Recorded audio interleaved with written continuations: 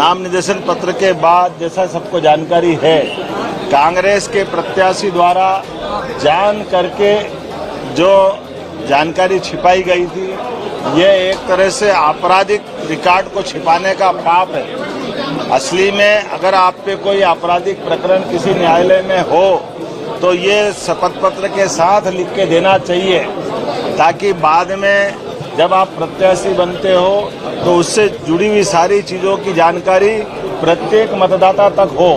लेकिन दुर्भाग्य के साथ कहना पड़ेगा, कांग्रेस के लोगों ने षड्यंत्र पूर्वक अपने प्रत्याशी का नाम निर्देशन पत्र में शपथ पत्र के साथ, जबकि वो प्रकरण उनके संज्ञान में भी था और प्रकरण के उस होने की जानकारी आज जब चुनाव अधिकारी ने बहस में उनके सामने रखी तब भी उन्हें एक्सेप्ट किया।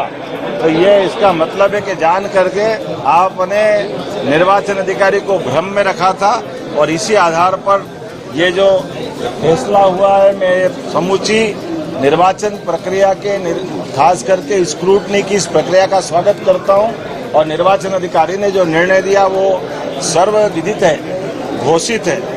और ऐसे में अब कांग्रेस को आत्ममंथन करना चाहिए कि अपने प्रत्याशियों के ऐसे आपराधिक अगर रिकॉर्ड है तो वो क्यों करके सामने नहीं लाते। मुझे तो लगता कांग्रेस को हार का डर था कि उनके जहाज में 75 लोगों का जहाज और 18 लोगों को लेके बेंगलोर गया। इसका मतलब है कि उनके साथ उनके चुने हुए विधायक नहीं थे, तो जान करके उन्होंने एक षड्यंत्र किया। यह षड्यंत्र उसी प्रकार का है जैसे पूर्ववर्ती लोकसभा के कार्यकाल में भी चुनाव के समय उनका इंदौर का प्रत्याशी मैदान छोड़ गया था। तो जान करते हार से बचने के जो हथकंडे कांग्रेस अपना रही है, मुझे लगता कांग्रेस को आत्मविश्लेषण करना चाहिए। अपने इस प्रकार के व्यवहार के लिए जनता से, मध्य प्रदेश की जनता से माफी मांगना चाहिए।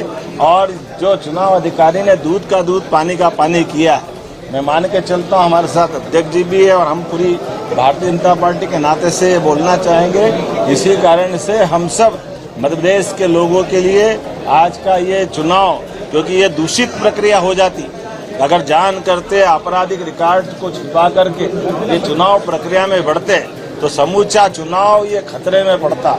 मैं मान के चलता हूँ चुनाव अधिकारी ने बुद्धिमत्ता पूर्वक सामने वाले के पक्ष को भी सुन करके जो निर्णय किया और हमारे वकीलों ने भी जो जिरह की, हमारे प्रत्याशी महेश केवट जी ने आपत्ति ली और हमारे सारे जो हमारे पक्ष के वकील और हमारे पक्ष के सारे लोगों ने अपनी बात कही।